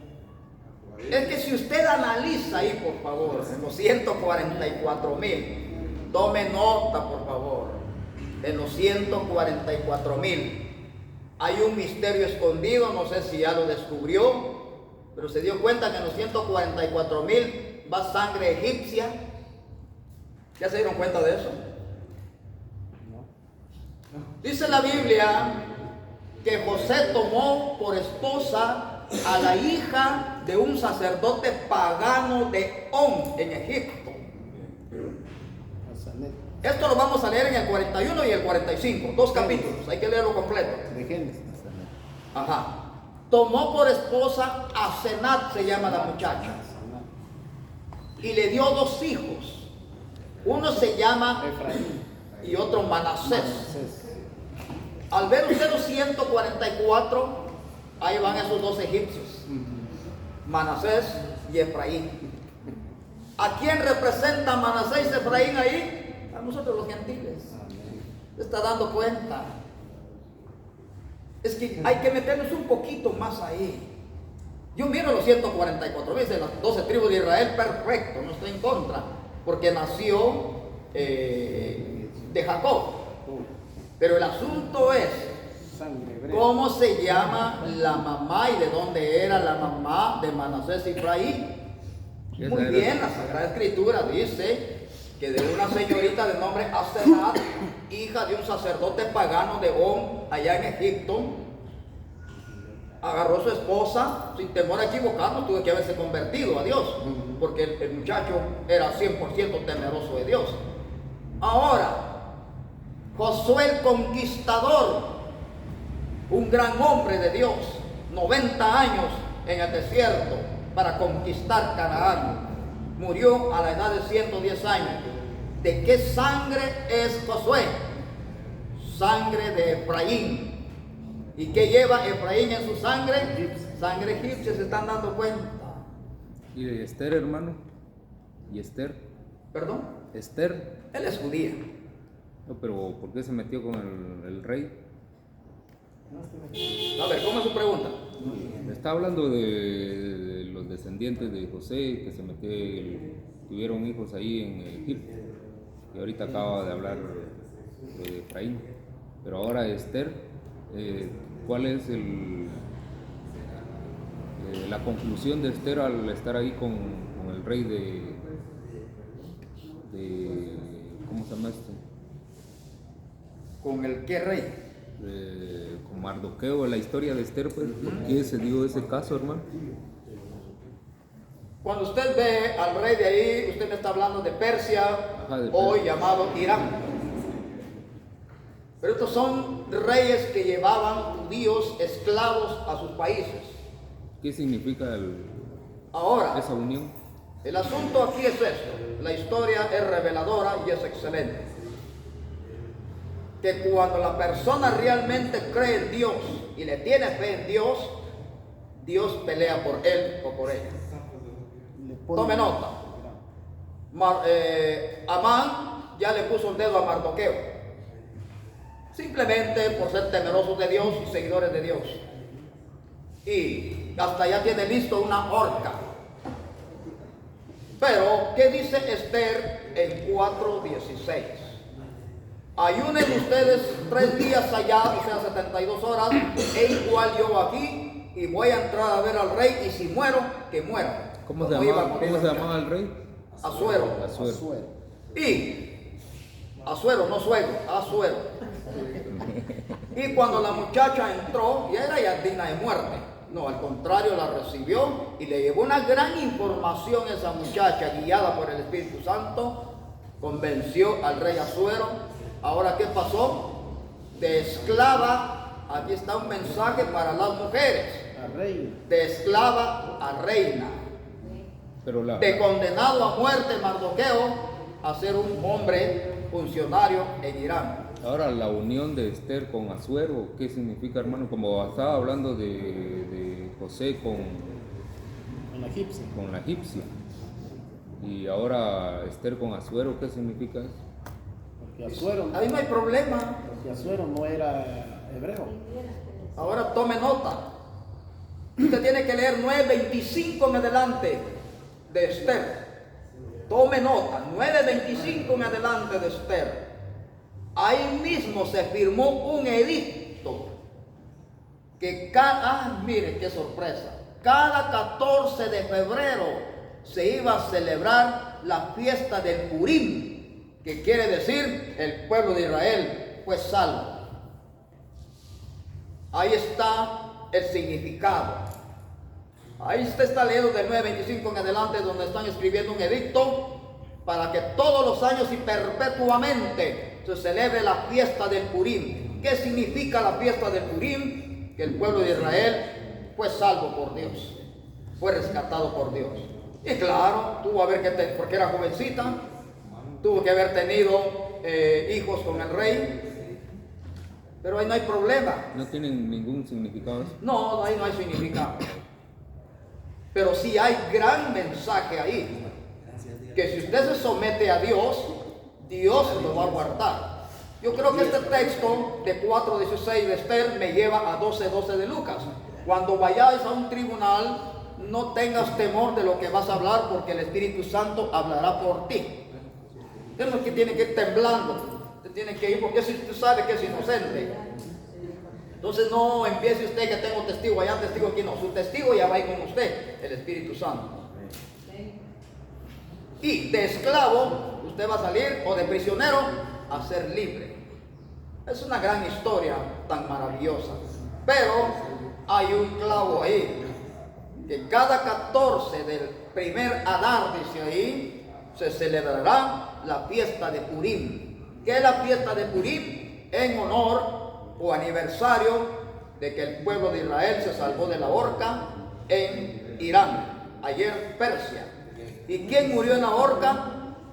Bien dice Gálatas 6:7 que lo que se siembra, eso se cosecha. Porque el mismo hombre que fabricó la horca, él lo estrenó. Entonces, ahí están las historias, están puestas. Yo solamente quiero que recuerde lo que dice Romanos 15:4. Las cosas que sucedieron, las cosas que se escribieron para enseñanza nuestra fueron escritas. Sí, porque la de José sí estaba yo con esa duda, porque permitió Dios que se uniera con la egipcia. Y acaba de dar la respuesta, Para gracias. darnos una oportunidad a nosotros. Dice Letter Pérez, estudian los evangelios, dice, con el evangelio de Juan, San Juan es más que suficiente. Se ponen a estudiar algo que no entienden, dice, y nos dejan más confundidos todavía. Yo siento pena por ustedes, hermanos, dice Letter. Muy bien, no hay problema. Para empezar, el libro de Juan está dividido en A y B. Porque Juan, claro, se dice ahí el Evangelio de San Juan. Pero Juan no escribió de qué hizo Jesús. Juan escribió quién es Jesús. Tiene 21 capítulos y en cada capítulo le da un título. En el 1:29 en adelante dice: he aquí el Cordero de Dios que quita la mancha del pecado. En el 2, obrador de milagros. En el 3 aparece él como maestro, enseñando a otro maestro. En el 4, como el mejor evangelista, ganando gentiles, o sea, la mujer samaritana. En el 5, doctor de doctores, sanando a un paralítico. En el 6, el pan que descendió vivo del cielo. En el 7, 39, el camino al Espíritu Santo. En el 8, la luz. En el 9, declarando la razón que las enfermedades a veces vienen no por pecado, sino para demostrar la gloria de Dios. En el 10, que Él es el buen pastor. En el 11, que Él es el príncipe de la vida. El que cree en mí, aunque esté muerto, vivirá. En el 12, el rey. En el 13, el diácono de diáconos, el más humilde. El 14, el camino a Dios y la verdad. El 15, la vid verdadera. El 16, el dador del consolador. Esto es fácil de entenderlo. En el 17, diciendo que es necesario conocer a Dios. El 17 dice: porque la palabra de Dios es la única verdad. En el 18, el interrogado, porque ahí lo están interrogando. Se acerca Pilato, lo dice: ¿y qué es la verdad? Y cuando Jesús le iba a responder a la verdad, dio la espalda, no quiso conocer la verdad. En el 19, el que cumple las misiones imposibles. 19:30 dice: telestai, o sea, misión cumplida. En el 20, el dador de poder del Espíritu Santo. 20:23, sopló aliento a sus apóstoles. 21, 15-17, el que pone pastores. Hay 21 capítulos con 21 títulos. Solo que gracias a que hizo esa pregunta ella o él, que hay que leer Juan. Claro, hay que leer Juan.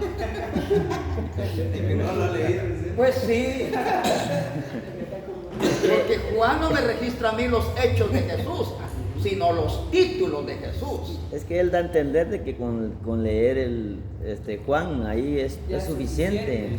¿Para qué estar estudiando más si no entendemos? Dice él, pues eso da a entender. El mismo Juan en 8:43, ¿quién tiene voz de locutor, por favor? Es que a veces nos ponemos la soga al cuello nosotros mismos. 8:43.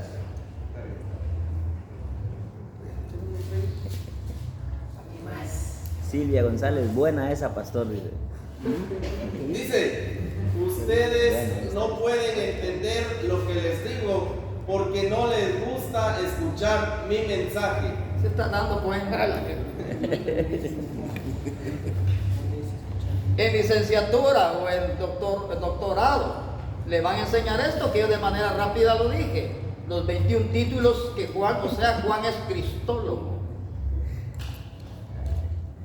Él no relató hechos, sino relató títulos. Ahora dice otro: harán mucho pisto y se sigan adelante. Colabore para empezar. Pues gracias a Dios por su fino concepto. Nosotros trabajamos ad honorem, si al caso entiende esta terminología, porque nosotros dependemos de lo alto. Amén. Por eso es que nos limitamos a la publicidad. Gracias a Dios, a donde me invitan a campaña o a dar seminarios, nunca estoy dando mi nombre ni número de teléfono, porque eso ya sería darme publicidad. Amén. Escrito está en Juan 1:18, que hay que dar a conocer al Padre, porque yo lo vine a dar a conocer, dice Jesús. Amén. Entonces, eso es. Y eso responde a la pregunta que hizo hace rato un varón ahí, que cuánto costaba el curso. Pues el curso no cuesta nada. No. Lo que cuesta es el tiempo. Porque ves, son 4 horas y media. Y lo que cuesta es el cansancio. Lo que cuesta es la deshidratación, porque ya son las 11 ya. Con el respeto a las personas que nos están visualizando, vamos a hacer una pausa y luego retornamos. Sí, porque dice: explique la mujer y el dragón, dice. ¿quién es Melquisedec? Ahí ya. Ah, ya vamos a responder cuando regresemos. Perfecto. Cuando venimos respondemos.